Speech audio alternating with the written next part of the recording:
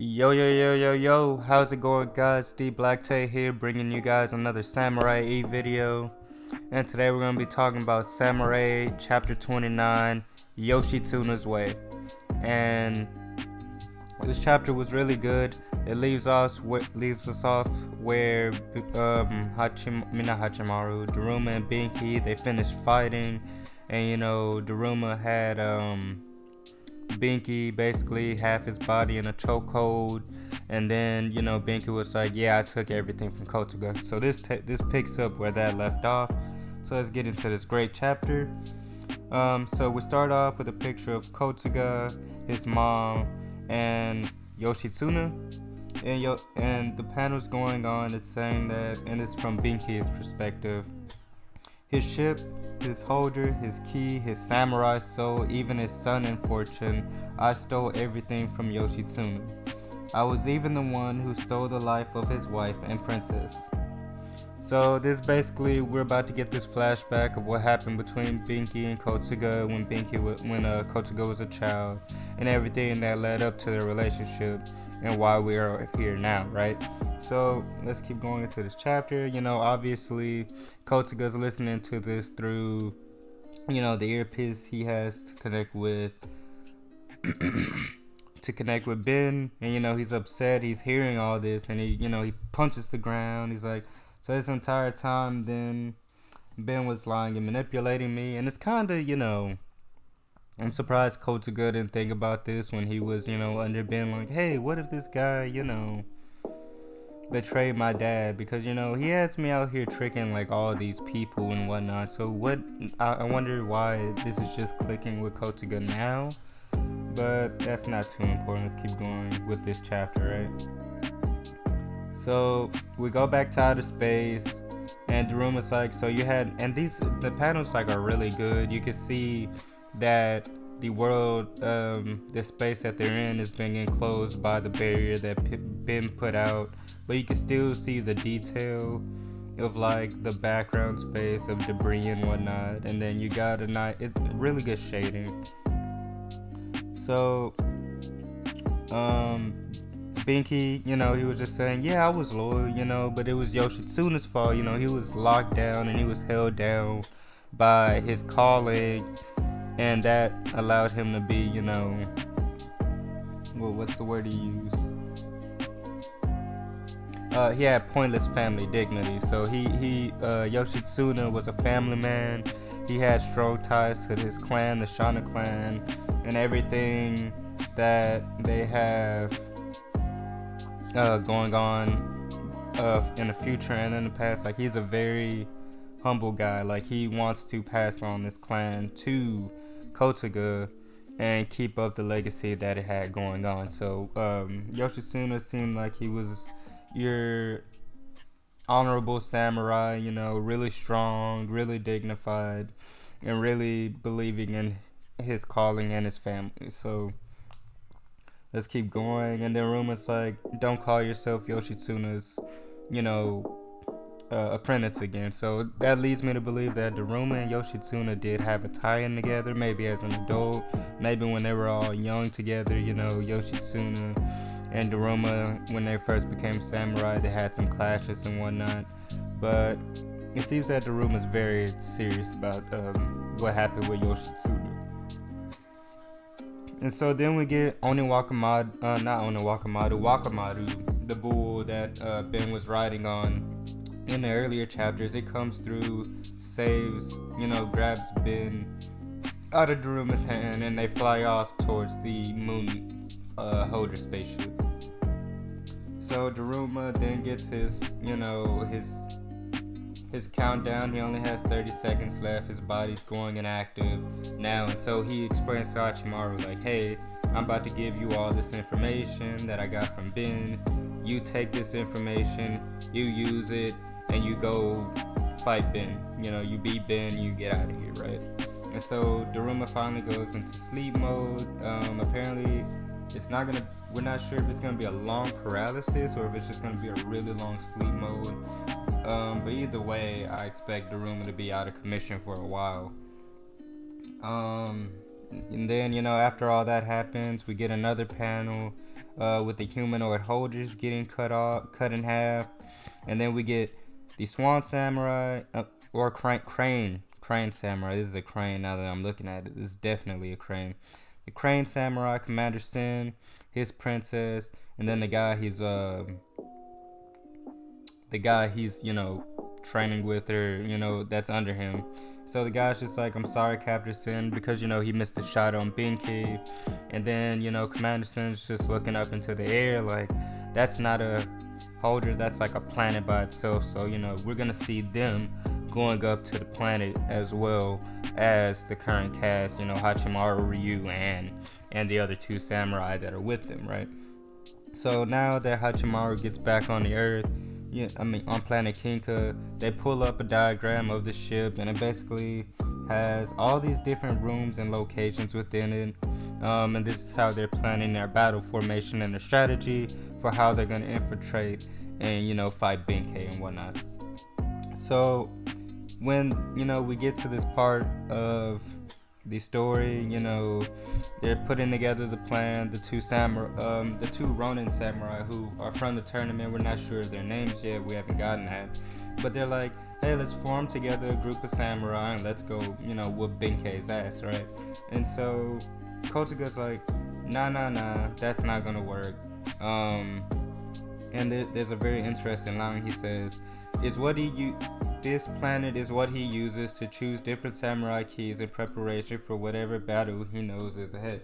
So now that the tournament is basically over and Benkei knows what he's kind of dealing with, now he can better yet formulate a plan on what he wants to do. Because we saw earlier from the beginning chapters that some of the samurai were getting cut down too early and everyone was upset. So now it appears that there is more information to this, that Ben is able to use these some of these samurai that are on the planet and take them, and I guess you either use the really strong ones or either use the really weak ones depending on how the tournament goes, to collect keys and whatnot. So let's go to this next page. And so Kotoga's like, over half of the samurai in here are his own followers with keys that Ben provides or uses to control them. So it seems that it's not just Ben. I'm not sure if Kotoga means like the other samurai are under Ben's control as well, or like they joined up with Ben and then he just tricked them and took their keys. I wonder how that worked. Like, can you hack a samurai's body and make them betray their group and friends or whatever? Yeah, or is it more of like a relationship where we've seen where Ben, he's able to connect all these different samurai keys and able to use all these different samurai gear techniques that he used from the stolen keys that he take? Is he just giving, like, let's say, corrupted samurai keys to these people that want to follow him for money, and that gives him a way to control their bodies and whatnot? So that's just a little theory. Let me know what you guys think about that. So Kotoga gets upset, he's like, hey, show me what Ben's been hiding from me. And then we get the full flashback of what happened, during the ritual ceremony. And this ritual ceremony, as I explained in my last video, is a ceremony where they prick your blood to determine if you have what percentage of a chance you have to become a samurai. And Kotoga had less than a 2% chance, obviously, or that's what we thought. But it turns out that Benkei, in the background, he swapped out Kotoga's blood with someone else's blood, and so that gave off the false reading. And that's when we got that flashback in, I believe, a couple chapters ago, where Kotoga, he's listening to his parents talk, and they're saying that he's a failure and whatnot. So we're getting the before that, what happened leading up to that, why they believed he was a failure, and what actually happened. Benkei, he switched out the blood vials. So Benkei's been plotting on Yoshitsune for a long time, it appears.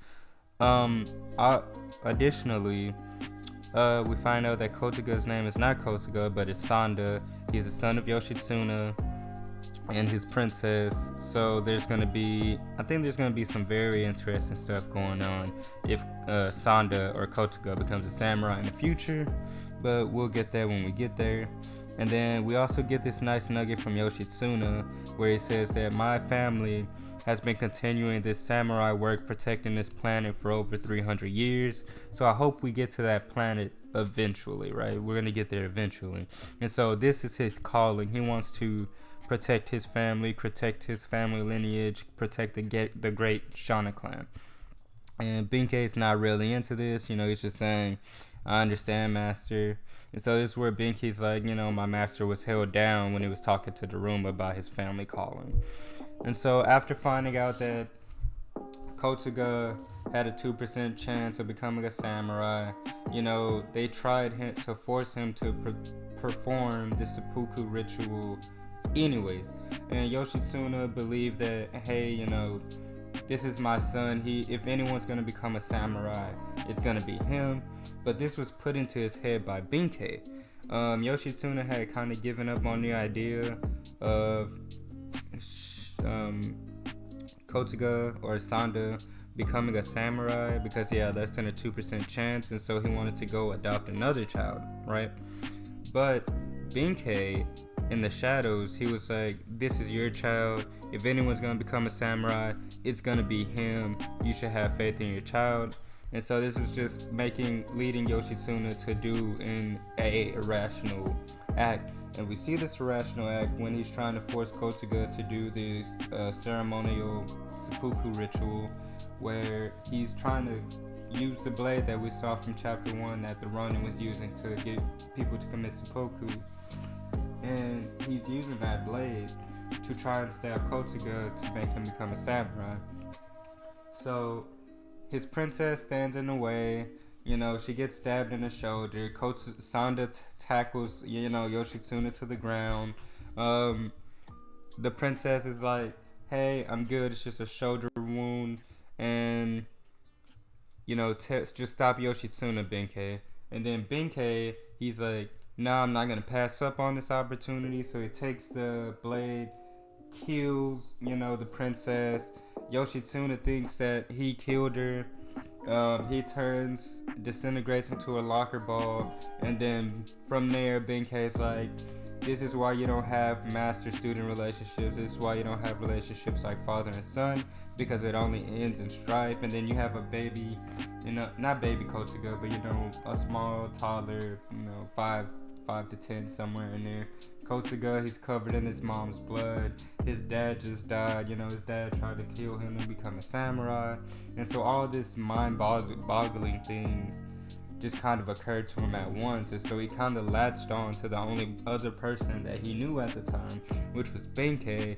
And so he basically followed Benkei to the point in the story that we are now. Right. So that's Kotoga's past.